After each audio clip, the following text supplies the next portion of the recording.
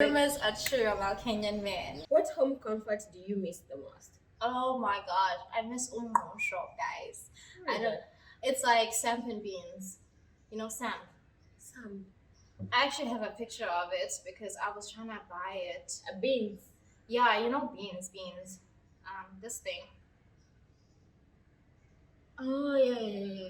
Yeah, I don't know if your subscribers can see, but this is what I miss. It's so awkward. Yeah. Very weird. So we cook this at home. Like you cook it for like a number of hours and it becomes food. So that's what I miss from home. And I've actually been trying to. I can find beans here, the brown ones, but I haven't been able to find the little white ones. But someone told me to go to Marikiti Market. I might find it. So I'm hoping to go there and find it. Maybe I can cook it for myself. But yeah, that's what I miss from back at home. It's one of my favorite meals. Wow. But by any chance, have you at times a point felt like as if you're home? Oh. Oh, okay. I will say when I came back from when I was in Nairobi, I felt a lot out of place because I'd been in Mombasa for over a month. And even though like Nairobi is like more vibey, there's like everything that you want at your fingertips. If you want a restaurant, if you want a club and everything. But like I missed Mombasa so much and when I came back I felt like, oh, I'm home.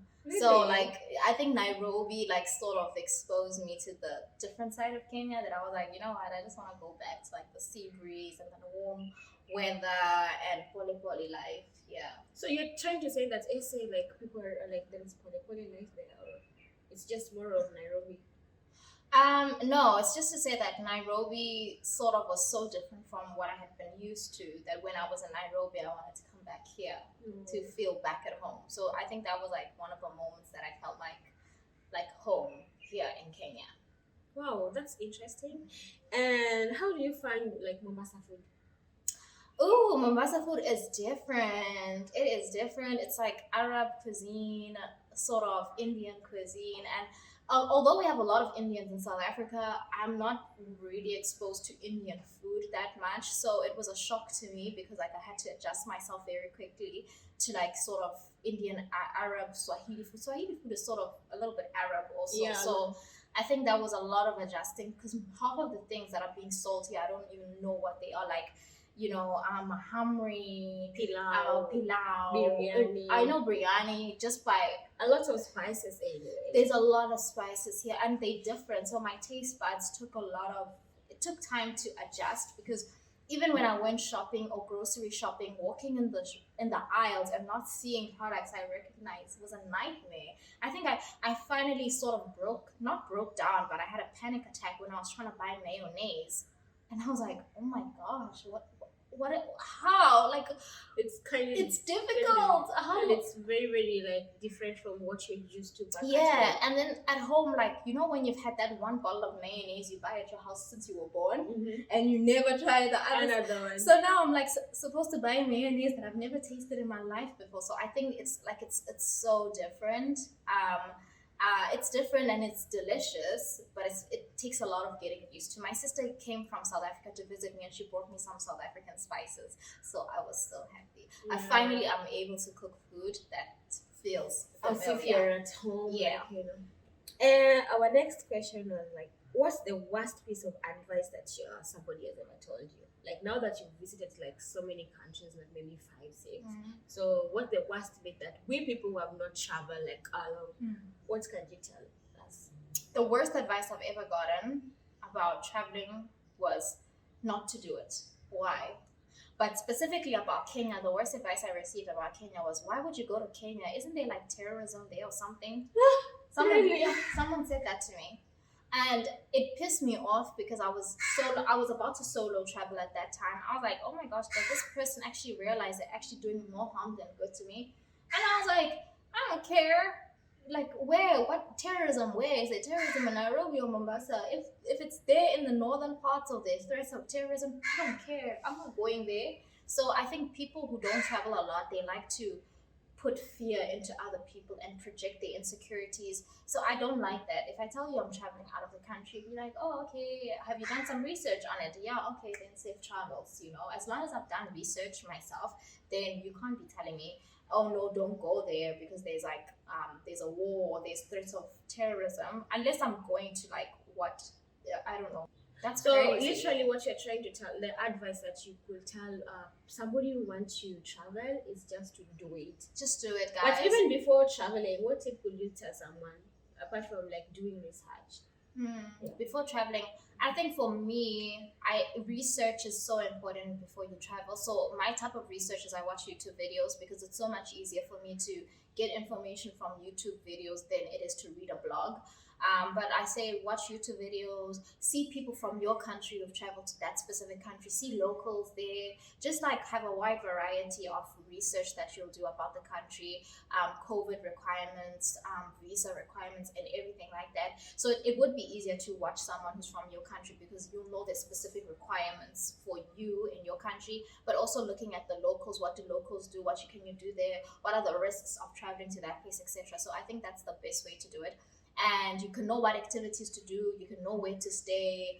And I think the best advice I'd give people now who want to start traveling, in order to save as much money as possible, we have to cut down on something. And accommodation is one of the things that you could potentially cut down on because you can't cut down on flights.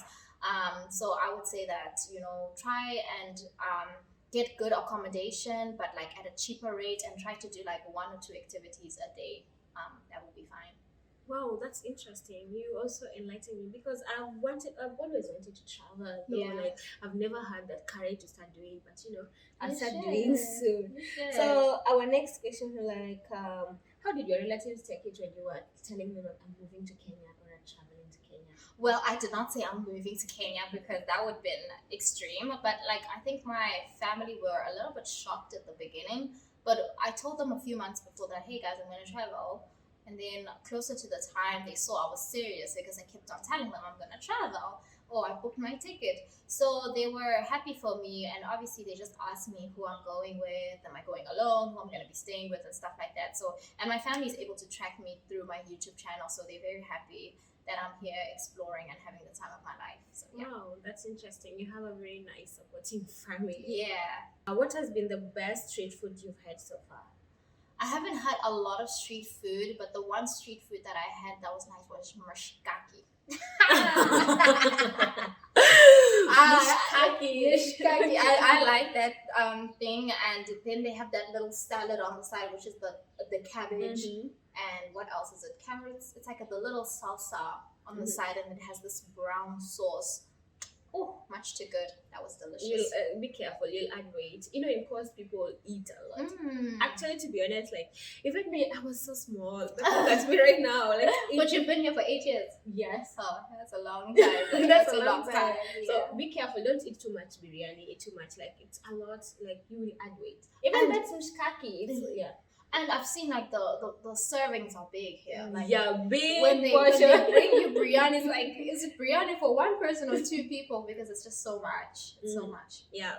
People in the coast, they eat a lot. Like, and it's no offense. That's the tradition. But even generally in Africa, people I think eat too much. Maybe in your place, that's what we eat. Yeah. So I think we are almost, but maybe two more questions. What don't you like about Kenya?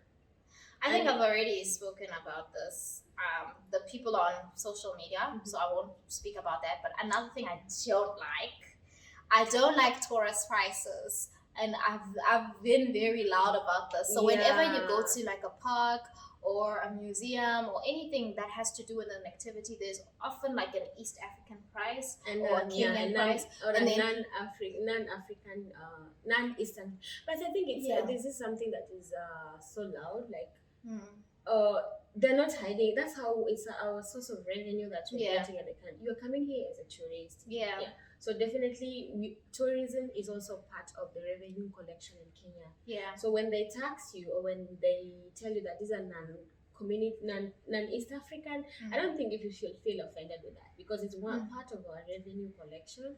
Yeah, no, I totally get that. It's just that in my country, when people come visit, we don't have tourist prices. We just have normal prices. So for me, that was a bit of a shock because it's not the first time I was exposed to it, because even in Tanzania they had something similar where they had an East African price and they had a tourist price, but the tourist price is times three the normal price. So I just like that kind of was like a shocker to me, and it did take a little bit of time to get used to, because I'm not used to there being separate prices for activities, the same activities. But I think one thing you should know, because we Kenyans, when we travel to South Africa, we need a visa. Oh yeah. Yeah, which is not something like you traveling here for a month, you definitely don't need a no, you don't. But need for a me, visa. and actually, if I want to go to South Africa, getting a visa ain't easy. It's difficult. Yeah, it's difficult. So I think also in your country, that's one thing, that it's an Africa. So why do I need a visa to travel to another African country? Yeah, true. Yeah. So I think it's a vice versa. Like East African, for me, going to SA, guys, it's like as if I'm going to the US. But how difficult is it? I mean, I've It's not heard easy. people Like say it's not easy. Because have you been to, like, you've not had our passport, the strength of our my passport and yours is differently. You will see, like, when I go to embassy, like I'm applying to go to South Africa, it's not easy for me to get. But you, on the other hand, it will be easy because of the passport holder, like what you're having compared to me. Oh wow, Yeah, that's interesting. and at times I can be rejected to go to South Africa, even if I want to go for a tourist, like maybe They say no. no. So anyway, I don't blame people. Neither those people work at the embassy, but I think it's something that the government itself has to work on it. So I think they definitely need to work on it, because I actually heard a story about Tayo. You know Tayo Aina. I know Tayo, the YouTuber from Nigeria. Yeah, so he was telling about how he struggled to get a visa into South Africa for tourism. Yeah. And the only time he actually got a visa was when the tourism ministry, I think it was tourism ministry or some tourism something in South Africa, invited him to come in. And he's like, oh, you guys are inviting me to come into the country, but like I've been trying to come to the country and create some content on South Africa, but you guys have been rejecting my visa. I think this is something to do with the government. I think it does have to do with the government, and it does have to do with a lot of misconceptions about people coming to South Africa to come and like do crime and stay there illegally, where yes, some people do come to do that, but some people don't. They just want to go and create content and have fun and have a great vacation. I think the last question, like, will you advise someone who wants to come to Kenya to travel to Kenya? Yes, why not? I think that's my question. When? I think I would just say don't come during rainy season. Exactly. But I think summer is very tough. Lie. It's very hot. It's very hot. So I don't even know when I would suggest you to come, because like summer is a lot. I think. No, but you see in Mombasa, it's always like summer 24/7. Like you can never. I think if you're gonna come here, make sure you have accommodation that has good AC. Yeah, because Mombasa is a hot city. It's hot, and you're gonna need not like a fan. I'm talking about an AC unit, an air conditioner. Because even I've stayed in a place that had a little fan, and it was just not doing what it was supposed to be doing. I needed like an AC unit, so you need to find an accommodation that has an AC unit. So no matter how hot it is, you always know you can come back home and have like a good, chilled, relaxed day. So yeah, but like maybe it would be better to come a little bit off peak season. Yeah, because even high peak is always expensive. It's gonna be expensive. The prices are gonna be hiked up, especially during when it's winter in Europe. A lot of Europeans come here, so a lot of prices. But that one happens to everywhere. And as I said before, Mombasa is a tourist destination, and tourism is one of our revenue collections. So that's how we earn revenue as Kenya, like anyone. So I think, guys, that's the end of our question. Thank you so much, Dia, for being in my channel. Oh, thank you guys for having me. It's been such a pleasure to be have you. And guys, she's so kind, she's so sweet. So ensure to go subscribe to her channel as well. She's doing an amazing job. She just came up in YouTube and like she's moving. Like, I'm so happy for you. Girl, we're gonna be watching this video years to come back. This is us. This is us. Like, this is where we started. So, and by the way, before we go, one advice that you advise somebody that wants to start a YouTube. I get this question more often. How do you do YouTube? Guys, before even she start, for instance, I don't have equipment. I only record with my phone. Yeah. To be honest, like I like, no, you will invest in some small tips, like going to a place, you have to pay, you have to eat. But just tell them one thing that you need to do to start a YouTube channel. I've recently started getting this question, so I didn't really get it before, and I've started getting it. But I think my one tip to start a YouTube channel is to start. just start. Like, start. And I know it sounds so corny because people say it all the time, start with what you have, start with what you have. But honestly, guys, you have a cell phone, start. Maybe you don't even have a tripod, hold it with your hand until you can afford to get yourself a tripod, but start. Don't wait for perfection, because perfection will sort of never come, because you'll Yeah. never be fully 100% happy with what you do. You'll always think you can do better. So start with what you have.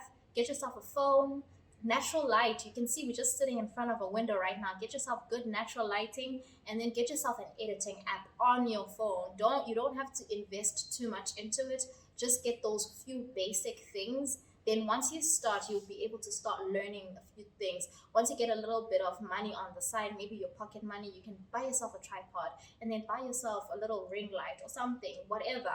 But just start with what you have, and start now. Don't wait for the beginning of the year. Don't wait for the end of the year. Just start it today. Just start. You heard Today. what you said, guys. Today, and immediately after ending this video, Yes. go open your channel and just start filming. Yeah. So guys, I think that's it for this video. So thank you so much for watching this video till this father's end, and don't forget to subscribe. Remember, subscribing is completely free. So until next time, guys. So Thank you. bye. Bye.